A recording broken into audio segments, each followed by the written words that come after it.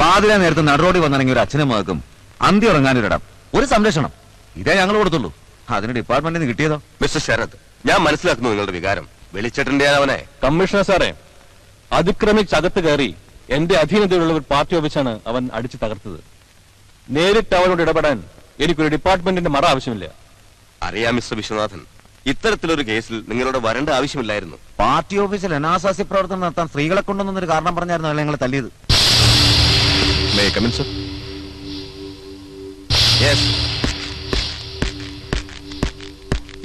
എടോ, എന്റെ തലതൊട്ടപ്പനാവാനല്ല തന്നെ ഇവിടെ CI വെച്ചിരിക്കുന്നത്. Stop it. അർദ്ധരാത്രി, അതും ബന്ധു നേരത്ത് റോഡിൽ വന്നിറങ്ങിയ നിർധനരായ അച്ഛനും മകൾക്കും അഭയം കൊടുത്തതാണോ ഇവർ ചെയ്ത തെറ്റ്? സർ, ഞാൻ പറയുന്നത് വേണ്ട, തന്റെ വിശദീകരണം എനിക്ക് കേൾക്കണ്ട. അല്ലെങ്കിലും തനിക്കിതിൽ തന്റെ ഇടം കൂടുതലാണെന്ന് എനിക്കറിയാം. പക്ഷെ അത് എന്റെ അധീനതയിൽ വേണ്ട. ഇവനെ പോലുള്ളവർക്ക് വേണ്ടി സാർ ഇങ്ങനെ വാതുവരാൻ സംസാരിക്കുന്നത് കഷ്ടമാണ് സർ. കണ്ടില്ലേ മേലുദ്യോഗസ്ഥരോടുള്ള ധിക്കാരം? നിർത്ത. താനാരാ? ധിക്കാരികളായ കുഞ്ഞാടുകളെ നേർവഴിക്ക് നടത്തുന്ന മെത്രാച്ചനോ അവ മാർപ്പാപ്പയോ? എടോ, തന്നെ ഇങ്ങോട്ട് വിളിപ്പിച്ചത് എന്റെ ആളുകളെ അപമാനിക്കാനല്ല. മേലിൽ ഈ പ്രദേശത്ത് ഒരു ആക്ഷൻ എടുക്കുന്നുണ്ടെങ്കിൽ അത് എന്റെ അനുവാദത്തോട് മാത്രമായിരിക്കണം. അല്ലെന്ന് കണ്ടാൽ തന്റെ ഈ സ്റ്റാറും കോപ്പും തൊപ്പിയും ഊരി വെപ്പിച്ച് നടുത്തെരുവിൽ ഇറക്കും ഞാൻ. മനസ്സിലാകും എനിക്ക്? Sorry sir. സ്റ്റാറും കോപ്പും തൊപ്പിയും ഊരി എന്നെ ഇങ്ങനെ ജനിച്ച വേഷത്തിൽ നടുറോഡിൽ ഇറക്കുമെന്നുള്ള സാറിന്റെ ജൽപ്പനങ്ങളുണ്ടല്ലോ, അത് എന്നോട് വേണ്ട. തന്നെ ഞാൻ ഒരു ചുക്കും ചെയ്യില്ല സർ. ബന്ദിന്റെയും ഹർത്താലിന്റെയും പേര് പറഞ്ഞ് ഇവനെ പോലുള്ളവർ കാട്ടിക്കൂട്ടുന്ന പേക്കൂത്തുകൾ സാർ അറിയണം. ഇന്നലെ ഞാനത് തടഞ്ഞില്ലായിരുന്നെങ്കിൽ റോഡരികിൽ മഴ നനഞ്ഞു കിടക്കുന്ന 2 ശവശരീരങ്ങളുടെ വാർത്തയായിരിക്കും സാറിനൊന്ന് കേൾക്കാൻ കഴിയുക. ആ അച്ഛനും മകൾക്കും കംപ്ലൈന്റ് ഇല്ലാത്തതുകൊണ്ട് ഇവൻ രക്ഷപ്പെട്ടു.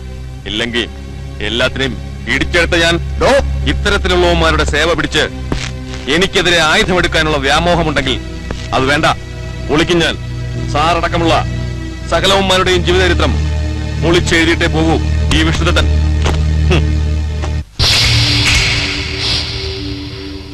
കേട്ടതിൽ കവിഞ്ഞ വാക്സാമർത്ഥ്യം, ഒരൊറ്റയാന്റെ ചങ്കൂറ്റം. നിന്നോട് നേരിട്ടല്ല, നിനക്കായി കെണിയൊരുക്കുകയാണ് വേണ്ടത്.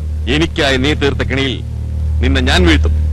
അതിൽ നിന്ന് രക്ഷ നേടാനോ രക്ഷപ്പെടുത്താനോ പ്രപഞ്ചത്തിൽ നീ വിശ്വസിക്കുന്ന ഒരു ഈശ്വരന്മാരെ കൊണ്ടുപോലും കഴിയില്ല വിശ്വനാഥൻ. അത് ഞാൻ നിനക്കൊരുക്കുന്ന മരണക്കെണിയായിരിക്കും. Just wait for the punishment. Good luck.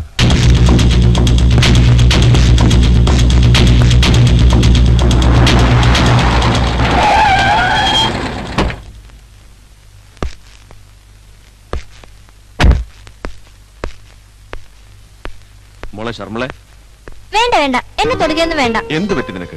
ആ എത്തിയോ CI സാറ്? എന്റെ ദൈവമേ, ഈ കുപ്പായ എടുത്തണിഞ്ഞാ പിന്നെ ഇവിടെ ഒരാൾക്ക് വീടും വേണ്ട കൂടും വേണ്ട. ഇങ്ങനെ 2 അനിയത്തിമാര് ഇവിടെ ഉണ്ടെന്നുള്ള ഓർമ്മ പോലും ഇല്ല CI സാറിന്. ഇവളെന്താ ഇങ്ങനെ മുഖം വെറുപ്പിച്ചിരിക്കുന്നത്? അതൊക്കെ പറയാം. ആദ്യം യൂണിഫോം ഒന്ന് മാറ്റിട്ടൊന്നേ, അപ്പോഴേക്കും ഞാൻ ചായ എടുക്കാം. എന്നിട്ടാവ സംസാരം.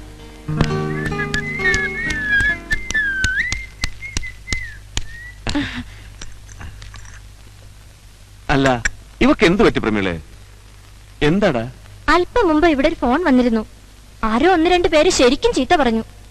നിന്റെ ഏട്ടനോട് അടങ്ങി ഒതുങ്ങി ജീവിക്കാൻ പറയണോന്ന്. ഇല്ലെങ്കിൽ ആരാ വിളിച്ചേ? ആരാ വിളിച്ചെന്നാ പേരും കൂടി ഒന്ന് പറഞ്ഞു കൊടുക്ക. എന്നിട്ട് യൂണിഫോം ഇട്ടോണ്ട് ഇപ്പൊ തന്നെ ഇറങ്ങട്ടെ, അവന്മാരെ പിടിച്ചിട്ട് ഇരിക്കാൻ. നീ എന്തായി പറയുന്നേ? ഫോൺ ചെയ്ത് എന്റെ പെങ്ങന്മാരോട് അനാവശ്യം പറഞ്ഞ ഞാൻ അടങ്ങിയിരിക്കണോ? വേണ്ട, അടങ്ങിയിരിക്കണ്ട. ഏട്ടൻ പുറത്തു പോയിട്ട് വരുന്നവരെ ഞങ്ങൾക്ക് എന്ത് ടെൻഷനാണെന്നറിയോ?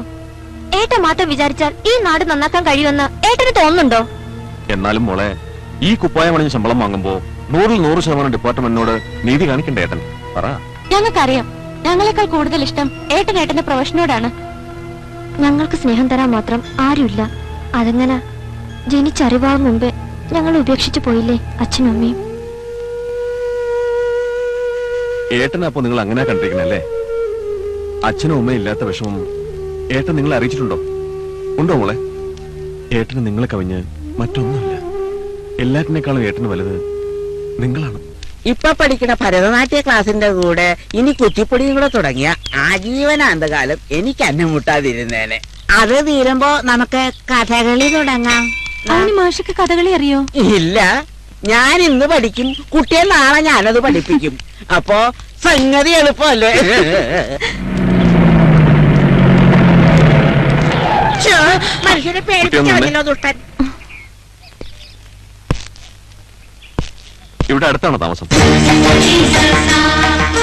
മുഖത്ത് നോക്കടോ. ഛോ, ഈ കൊച്ചി ഇങ്ങനാ ആണുങ്ങളെ മുഖത്ത് നോക്കുകയല്ല. ഓ, അതായിരിക്കും ഈ പെണ്ണുമായിട്ട് നടക്കുന്നത്. അതെ. ആ, അപ്പോ ചിരിക്കാൻ അറിയാം. ചിരിക്കാനല്ല, കുട്ടിക്ക് സംസാരിക്കാനും പാടാനും ഡാൻസ് കളിക്കാനും ഒക്കെ അറിയാം അല്ലേ? ഓഹോ, അപ്പൊ ചേച്ചിയായിരിക്കും മാസ്റ്റർ. ചേച്ചിയോ? അതെ. അതെ, ഞാൻ നടുവട്ടം ശ്രീശൈലേശൻ. കുട്ടിയുടെ വീട് എവിടെയാ?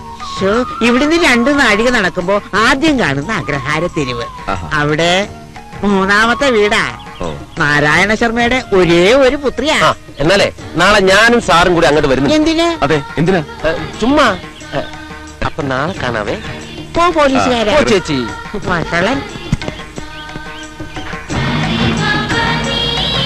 ശ്ശോ, എന്തിനായിരിക്കും വീട്ടിൽ വരുന്നത്?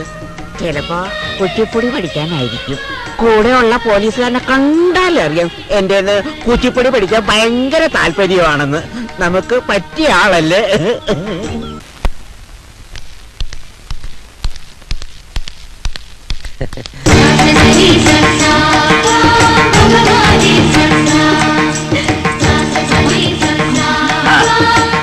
അല്ല, ഇതാര്? അങ്ങോട്ടിരിക്കാം. മോളെ ഗായത്രി, കോഫി എടുത്തിട്ട്. എന്നെ മനസ്സിലായോ? പിന്നെ അന്നൊക്കെ നൈറ്റ് പാർട്ടി ഓഫീസിലെ.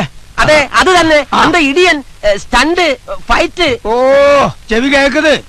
ഓർമ്മയിരിക്കും സാർ. അന്ന് ഈ കടവുൾമായി നീങ്ക വരലെന്നാ എൻ പൊണ്ണോട് മാനമേ പോയിരിക്കും. ആട്ടെ, വീട്ടിലാരൊക്കെയുണ്ട്? അപ്പ, അമ്മ? ഇല്ല, രണ്ടുപേരും മരിച്ചിട്ട് വർഷങ്ങളായി. എനിക്ക് 2 സിസ്റ്റേഴ്സ് ഉണ്ട്. അവരാണ് എന്റെ എല്ലാം. ആ, വേളിയൊന്നും ആകലയാ? ഇല്ല, നോക്കുന്നുണ്ട്. ആ, നോക്കുന്നുണ്ട്. ചെലപ്പോ ഇപ്പൊ തന്നെ നടക്കും വിവാഹം. അത് സമയത്ത് തന്നെ നടക്കണം, അല്ലെങ്കിൽ പിന്നെ അത് ബുദ്ധിമുട്ടാവും. എന്റെ മോളെ പോലെ. മോക്കെന്ത് പറ്റി? വരുന്ന ജാതകങ്ങളൊന്നും അവൾക്ക് ചേരുന്നില്ല. എന്നാ ജാതകം നോക്കാതിരുന്ന പോരെ? അത് പിന്നെ കുട്ടിക്ക് ചൊവ്വാദോഷം ഉണ്ടെന്ന് അറിഞ്ഞു വെച്ചോണ്ട് ചതിക്കാൻ എന്നെ കൊണ്ടാവില്ല. ചൊവ്വാദോഷക്കാരിക്ക് ചേരുന്ന ജാതകമല്ലാച്ചാ ഭർത്താവിന് അപൂർത്തി ഉറപ്പാ. ജാതവും പണവും ഒന്നും പ്രശ്നമല്ലാതെ സ്വാമിയുടെ മകളെ കെട്ടാൻ ഒരാള് വന്നാ കുലവും തറവാട്ടുമാവുമേ ഒന്നും നോക്കാതെ പിടിച്ചു കൊടുക്കുമോ മോളെ? കണ്ടിപ്പാ അപ്പടി ഒരാളെ കിടക്കുമാപ്പാ. കിടക്കുമാവാന്നാ? കിടച്ചാച്ച് സ്വാമി, കിടച്ചാച്ച്. എവിടെ? ഇതാ, ഇത് തന്നെ കക്ഷി. നിജമാവാ? ആ, ഓ, എന്റെ മോളെ ഈശ്വരൻ കാത്തു. ഇതുവരെ ഈശ്വരൻ കാത്തു. ഇനി അങ്ങോട്ട് ഈ ഈശ്വരൻ സാക്ഷാൽ വിഷ്ണു സാർ കാത്തോളൂ. ആഹാ, അത് ശരി. ഇതുവരെ എണീറ്റില്ലല്ലേ? ദേ, എഴുന്നേറ്റ്. എണീക്കാൻ. ചായ തണുക്കും. എണീക്ക്. ബ്രഷ് ചെയ്യ്.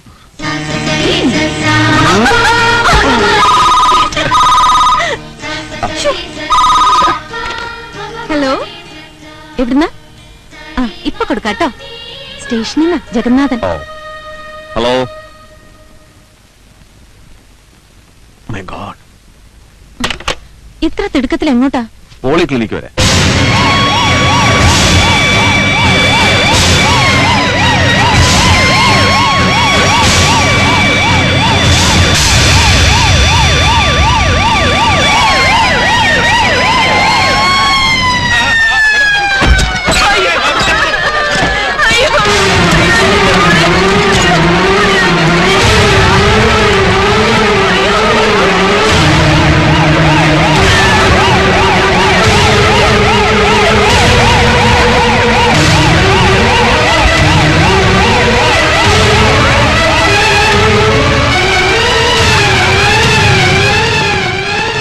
എന്തായാലും ഇവിടെ ആ വാറിലുണ്ട് സാർ.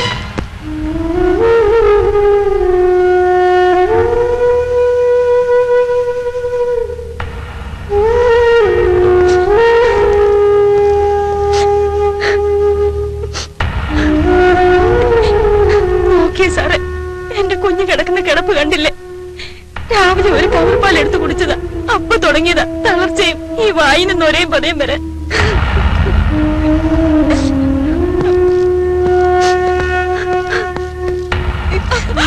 എന്റെ ഡോക്ടർ സാർ, എന്റെ മോള് പോയി. അയ്യോ, എന്റെ മോളോ.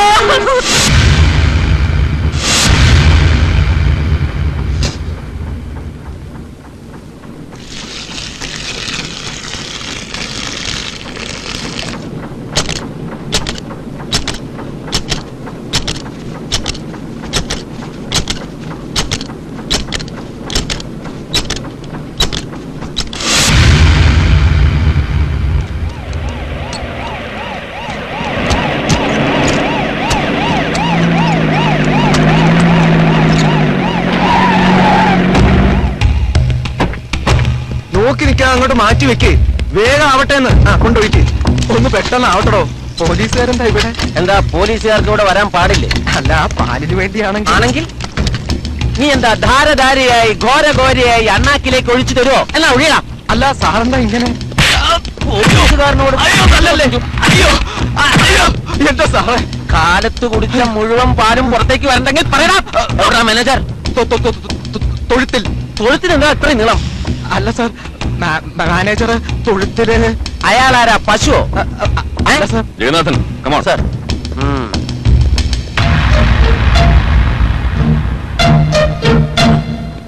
അയ്യോ അയ്യോ അയ്യോ അയ്യോ അയ്യോ.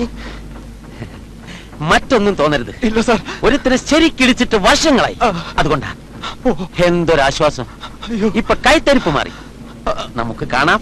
വരട്ടെ. ഓ ശരി. എന്താണ് ഇവിടെ കഴിക്കുന്നത്? വൃത്തിയായിട്ട് സൂക്ഷിച്ചൂടെ? ആരാടാ മാനേജർ? അതെയോ സാറേ?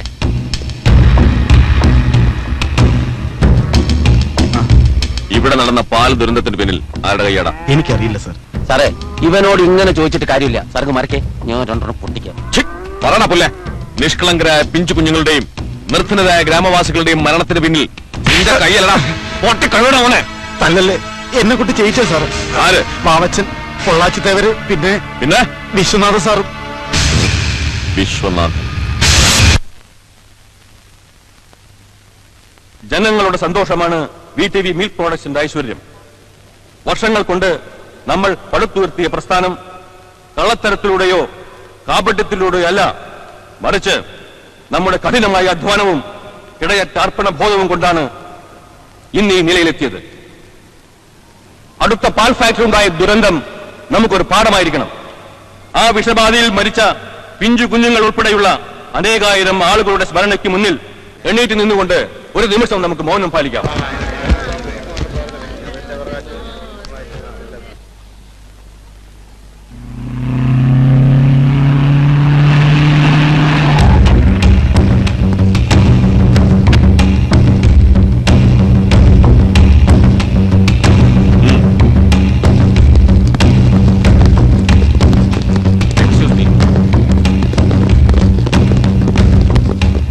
വിശ്വനാഥൻ, പൊള്ളാച്ചിത്തേവർ, വാവച്ചൻ, നിങ്ങളെ അറസ്റ്റ് ചെയ്യാനുള്ള വാറണ്ടാണത്. എന്തിന്? നിങ്ങൾ നന്ദിനി മിൽക്സിന്റെ മാനേജർക്ക് കോഴ നൽകി പാലിൽ വിഷം കലർത്തിയതിന്.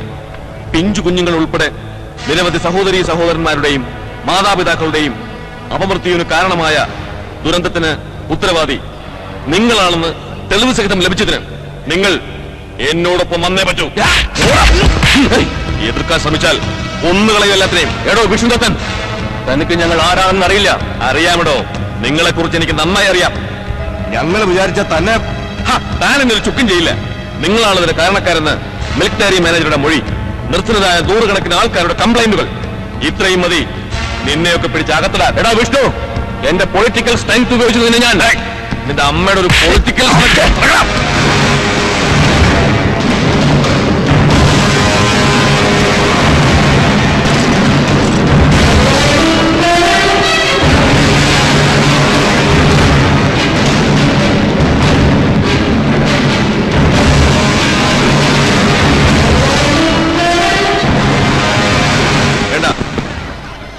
പബ്ലിസിറ്റിയിൽ എനിക്ക് താല്പര്യമില്ല. ചവിട്ടേന്റെ എല്ലൊടുക്കണ പട്ടി. ഞങ്ങളുടെ ഈ ക്വാളിറ്റിയുള്ള ഫോട്ടോ ഏതെങ്കിലും പത്രത്തിൽ വന്നാ നിന്റെയൊക്കെ പത്രം നിന്ന് കത്തും. ഓഹോ, അങ്ങനെ എടുക്കണ ഫോട്ടോ. ഇതിനെ നീ അനുഭവിക്കും.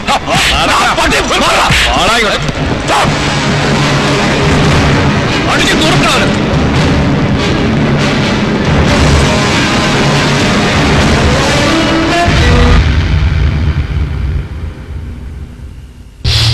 വിഷ്ണു, അവൻ അഹങ്കാരം കുറച്ച് കൂടുതലാണ്. ഞാൻ മുന്നാടിയാ ചൊല്ലിയില്ല, മുളയിലെ നുള്ളിയിരുന്നെങ്കിൽ ഇങ്ങനെ സംഭവിക്കില്ലായിരുന്നു. ഇനി സംഭവിക്കാൻ പോകുന്നത് അവനാണ്.